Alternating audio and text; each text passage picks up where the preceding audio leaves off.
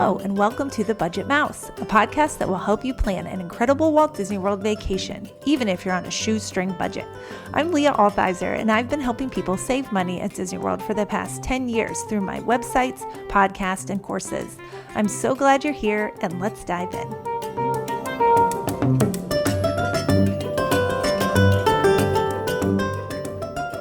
Hello again, everyone, and welcome to episode 99. This show is about my recent trip to Walt Disney World to test out the new Lightning Lane system at Magic Kingdom. My goal is to give you some insight into using the new system and some strategy you can use on your next trip. I tried my best to simulate what it would be like going forward using this system for people that have Disney World Resort reservations, because a big difference with this system compared to GD Plus is that if you have a Walt Disney World Resort reservation, you can make advanced selections for the Lightning Lane 7 days before you check in for your resort stay.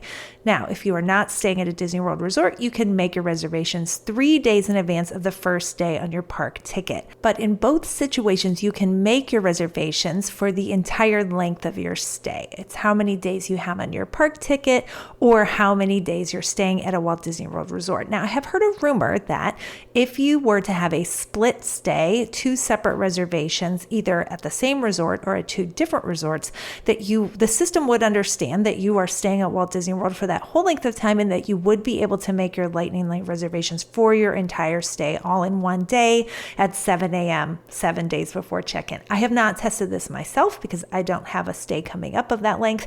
My hope is that this is true because that would make split stays, which I really like to do, a lot easier to plan. I checked into my Disney Resort on Thursday, August 1st, which means I was able to make advance reservations the Thursday before on the I'm looking back at my calendar, on the 25th of July. I wasn't going to the parks that day. My first day in the parks was Friday the 2nd. So in fact, it was 8 days before my first day in the parks, I was able to start making my Lightning Lane reservations for that day. So a big question with this system is how much advantage will you have being able to make your reservations 7 days in advance versus 3?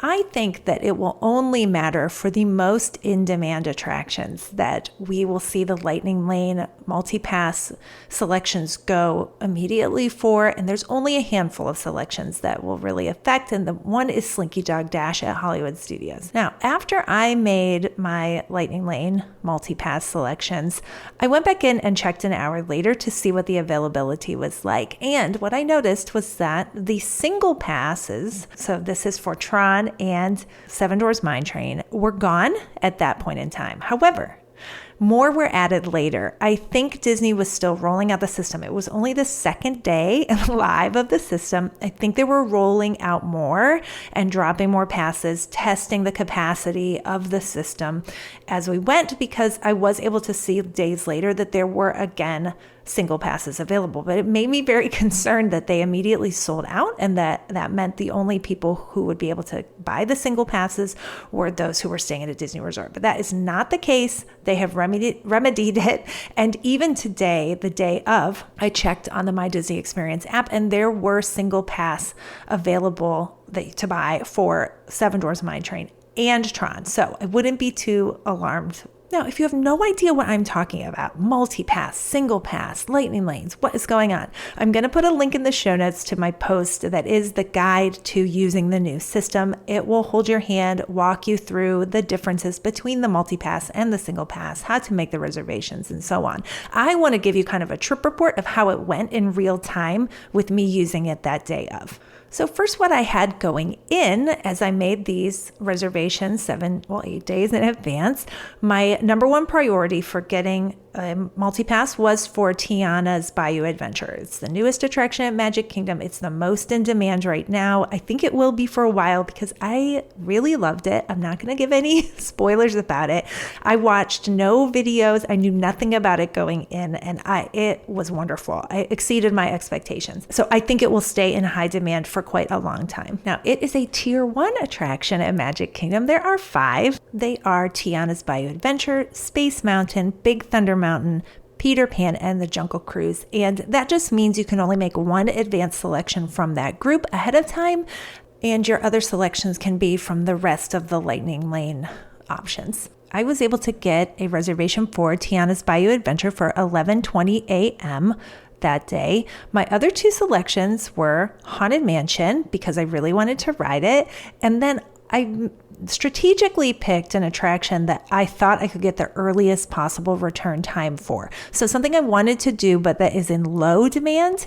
And I'll tell you my reason for that in a minute. So I picked Small World because I was in the mood. I wanted to go on Small World. Now, the overall plan with Lightning Lane MultiPass is that once you redeem a pass for an attraction, you're immediately able to make another selection. So that at any point in time, you can always have 3 attractions kind of in your backpack, let's say, of passes available to you to use in the park. So my plan with that 9 o'clock Small World reservation was that at 9, which is the earliest time you can make an additional Lightning Lane selection, I would be able to go into the app and pick another tier 1 selection. So at this point, let me just walk you through how my day went there at Magic Kingdom. I arrived early. I arrived to the park a little before 8 a.m. Now, the official park opening time was 9 a.m.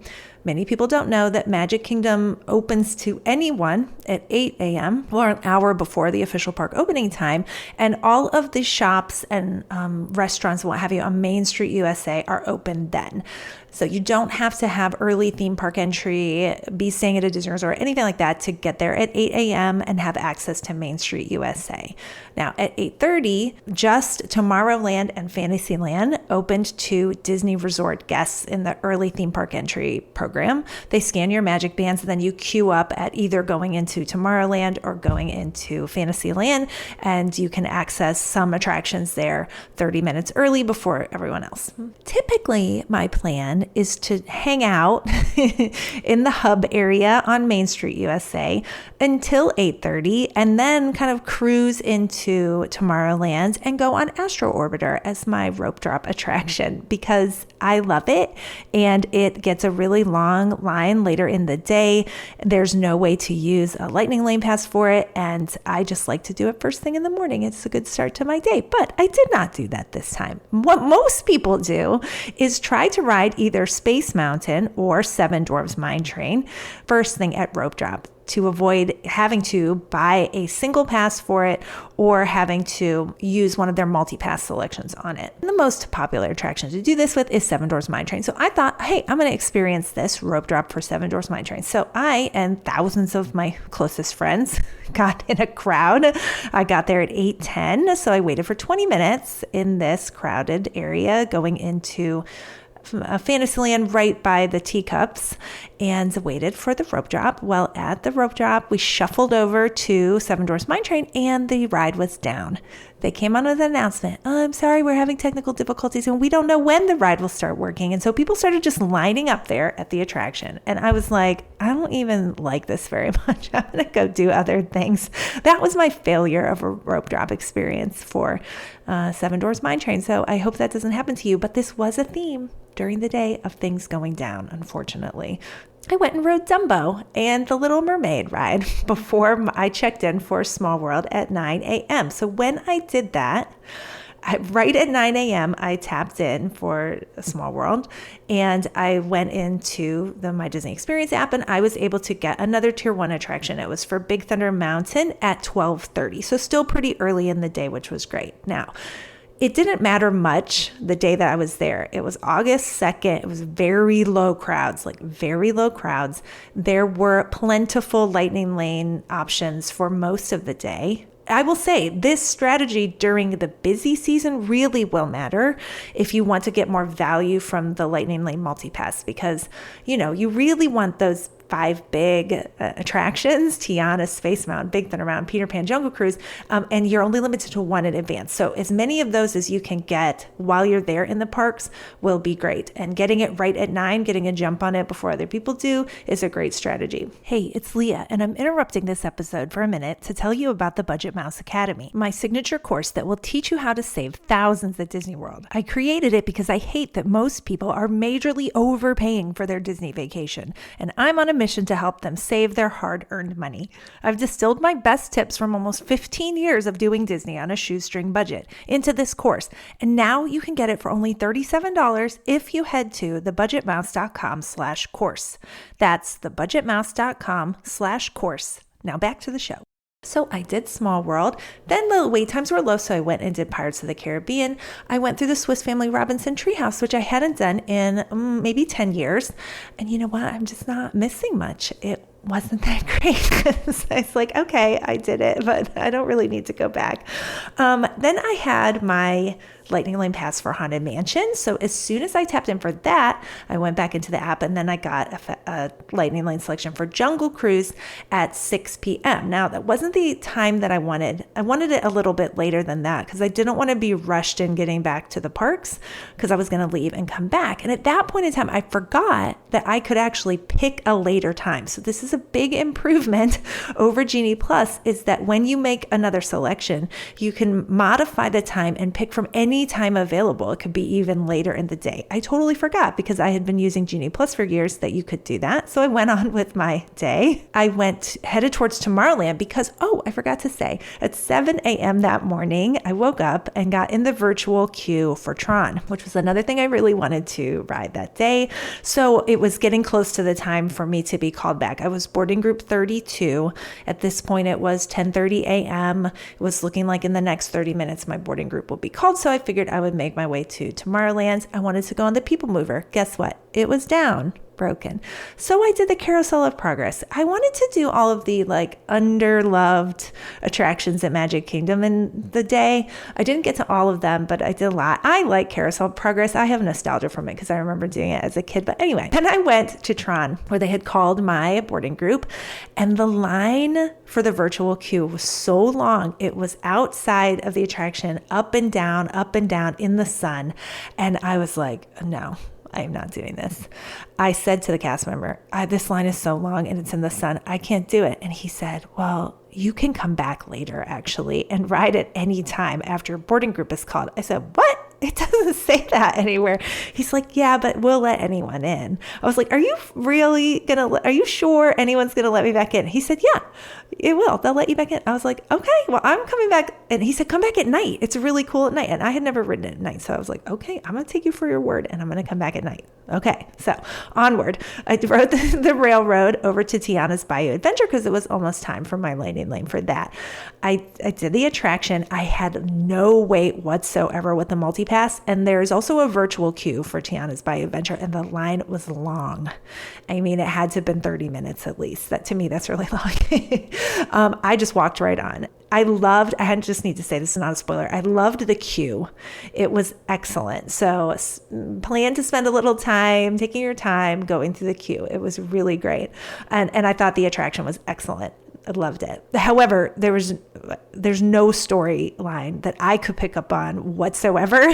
Don't go in thinking you're going to have a cohesive story to this attraction. I couldn't understand any kind of story, but that didn't matter because it was really fun. The visuals are great. The ride is great. Anyway, so I didn't mind that it didn't have much of a story. That's people's criticism of it a lot. So at this point in time, I had tapped in for Tiana's. I could get another pass. And then I remembered, I could pick a later time. So I went in and I wanted a pass for Space Mountain, but the earliest time was 2 p.m. when I wasn't going to be there. But then I went in and I was able to get a pass for Space Mountain at 7 p.m. So at this point, I had gotten all of the available tier 1 attractions because Peter Pan is closed for refurbishment. So by 11:20, I was able to get all of the tier 1 attractions. I have a pass for later.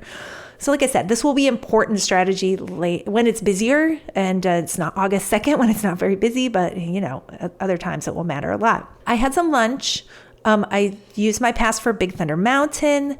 And when I redeemed that, I was able to get a pass for Buzz Lightyear for the evening. I saw the new Country Bear Jamboree show. It was so good. I had low expectations going in because I never was a fan. But wow, the audience was so into the show and people were hooting and hollering and cheering and clapping. And it's going to be a fan favorite. So I never thought I would say this. Don't miss Country Bear Jamboree at Magic Kingdom. It is great. Then I took a break for 4 hours and went back to the hotel. It was so hot. I can't even imagine spending 7 days at Disney World in August in that heat. I mean, one day did me in. I was like, I cannot. It was so hot. My hotel room felt amazing. But then at 6, I headed back out. So I went and did my Jungle Cruise Lightning Lane. I had some cheeseburger spring rolls for the very first time. No. I do not understand. People love them. gross. Sorry. I'm not holding back. It's my opinion. It's a hard pass.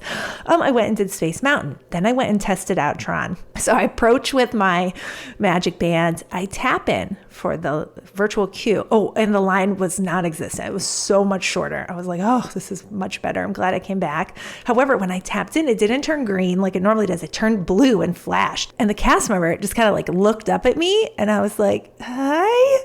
And he was like, go on, and like waved me through. But I felt like I was being evaluated for a second on like, was I okay to use this pass when it was later or not? I don't know. It might have been all in my head. I did get looked at and not just waved through. So I was able to use it though for later. So I did Buzz Lightyear. I rode the People Mover. It did come back up later. Oh, I meant to say the monorail was down when I was leaving the park at like 1:30 p.m. The monorail was down. And there was another, the teacups went down at some point in the day as well. Now, I'm sorry. Disney has all these plans to expand and add more to Magic Kingdom. You've got to fix what is there first. I thought it was unacceptable for that many things to go down in one day. In an average day, I'd expect maybe one thing to have one glitch, whatever. But that was 4. That was a lot. That's my soapbox. I'm coming back down.